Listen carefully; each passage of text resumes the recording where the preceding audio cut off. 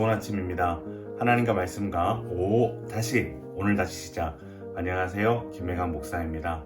오늘 아침 함께 묵상할 말씀은 잠언 16에서 18장까지 말씀입니다. 중심 구절은 잠언 16장 3절입니다. 너희 행사를 여호와께 맡기라. 그리하면 내가 경영하는 것이 이루어지리라. 아멘. 잠언 16장은 크게는 국가서로부터 작게는 1:1 관계에 이르기까지 어떤 일을 도모할 때 꼭 명심해야 할 주옥 같은 지침들로 가득합니다.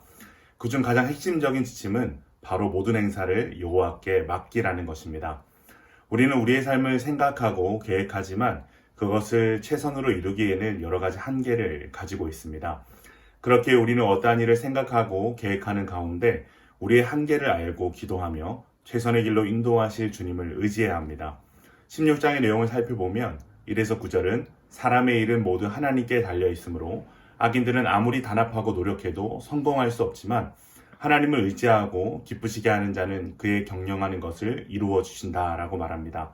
10에서 15절은 왕의 권력과 행실에 대하여 기록하면서 왕은 오직 하나님의 말씀을 따라 공의와 공평으로 다스려야 함을 기록합니다. 16에서 24절은 말씀의 지혜를 얻는 유익에 대하여 기록하는데요. 말씀의 지혜를 얻는 것은 금과 같은 물질을 얻는 것보다 나으며 생명의 근원이 되며 말씀으로 지혜를 얻는 자는 남에게까지 축복을 가져다주는 귀한 통로가 됨을 교훈합니다. 25에서 33절은 앞에 지혜로운 자와 대조적으로 미련하고 악한 자에 대해서 서술하고 있습니다. 미련한 자는 자신의 지식만을 의지하고 거짓과 분노의 말로 분열을 일으키는 사람이라 말합니다. 그러므로 우리는 자신의 마음을 다스리고 모든 일을 주관하시는 하나님을 의지해야 합니다. 다음 장 17장은 우리의 일상 속에서 마주하는 의인과 악인의 대조적인 모습을 기록합니다. 17장은 일정한 주제별로 나뉘어 나열된 것이 아니라 단편적인 교훈들이 열거되어 있는 형식으로 되어 있어서 구조를 나누기가 어렵습니다. 그러나 최대한 본장을 내용별로 묶어서 정리해보면 세 부분으로 나눌 수 있습니다. 첫째는 재물에 대한 교훈입니다. 1절에서 지혜자는 마른 떡 한 조각만 있고도 화목한 것이 제육이 집에 가득하고 다투는 것보다 낫다는 교훈을 통해서 재물이 결코 행복의 필요 충분 조건이 아님을 교훈하면서 눈앞의 이익을 위해 뇌물과 같은 불의한 방법으로 물질을 얻는 것은 개인뿐만이 아니라 우리가 살아가는 공동체 전체를 망치는 일임을 교훈합니다. 두 번째는 공동체에서 일어나는 이웃과의 관계에 대한 교훈입니다. 가난한 자를 조롱하거나 다른 이의 어려움을 기뻐하는 것, 허물을 들춰내거나 선을 악으로 갚거나 마음이 굽고 말이 험한 사람은 하나님께서 재앙을 주시지만 이웃의 허물을 덮어주고 사랑을 베풀며 위급한 형제를 돕는 자는 고귀하고 의로운 자로 인정받는다라고 기록합니다. 셋째는 올바른 판단에 관한 교훈입니다. 하나님은 마음을 연단하시는 분이십니다. 그렇기에 악한 자와 선한 자를 바르게 구별하고 마음을 곧게 하는 것이 근심을 떠나 진정한 기쁨을 누리는 삶임을 교훈합니다. 다음 장의 18장은 전장에 비해 더욱 많은 주제를 다루고 있습니다. 분리, 악인, 말, 게으름, 여호와의 이름, 재물, 교만, 심령, 지혜, 선물, 제비뽑음, 다툼, 아내, 친구 등이 그것입니다.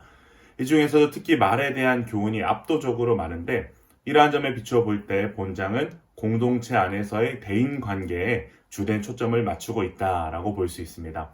특별히 이스라엘은 언약 백성으로서의 공동체로서 존재하기 때문에 공동체를 파괴하는 반사회적인 성격을 지닌 사람에 대해 묘사함과 동시에 공동체 속에서 실천되어야 할 지혜의 모습을 교훈하고 있습니다. 대부분의 학자들은 이 장에서 구조를 찾기 어렵다고 보지만 내용적인 측면을 중심으로 크게 두 부분으로 나눌 수 있을 것 같습니다. 첫 번째는 1에서 12절까지로 어리석은 자의 반사회적 성격과 파괴적인 언어 생활에 대하여, 두 번째는 13에서 24절의 내용으로 지혜자의 지식 획득과 언어의 힘에 대해서 교훈하고 있습니다. 오늘 말씀을 통해 우리가 얻을 수 있는 교훈은 무엇일까요? 참으로 다양한 주제들이 오늘 본문 가운데 등장했지만 이 모든 것을 아우르는 한 주제는 바로 주권 양도입니다. 누구에게 주권을 양도하느냐가 우리의 삶을 결정합니다. 돈의 주권을 양도하는 사람은 재물을 축적하기 위해 수단과 방법을 가리지 않다가 자신과 공동체를 파괴하는 사람이 됩니다. 자기 사랑의 주권을 양도한 사람은 지극히 이기적인 말과 행동으로 다른 사람에게 상처를 주며 공동체를 파괴하는 반사회적 모습으로 살아가게 됩니다. 그 밖에도 성공, 명예 등의 주권을 양도한 사람은 열심히 목적을 쫓아 살아가다가 자기 뜻대로 모든 것이 이루어지면 지극히 교만해지고 반대로 실패를 경험했을 때에는 견딜 수 없는 절망과 낙심에 빠지기도 합니다. 그렇다면 우리는 누구에게 우리의 삶의 주권을 양도해야 할까요? 그것은 바로 온 만물을 지으시고 공의와 정의로 통치하시며 우리를 누구보다 사랑하시는 하나님께 우리의 주권을 양도해야 합니다.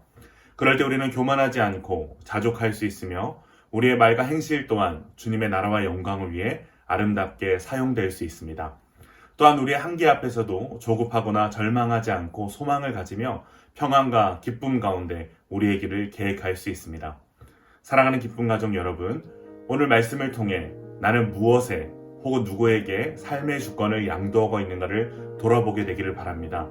더 나아가 우리를 지으시고 구원하신 하나님께 우리의 삶의 주권을 맡겨드림으로 주님께서 이루시고 영광 받으시는 삶을 살아가게 되시길 주님의 이름으로 축원합니다.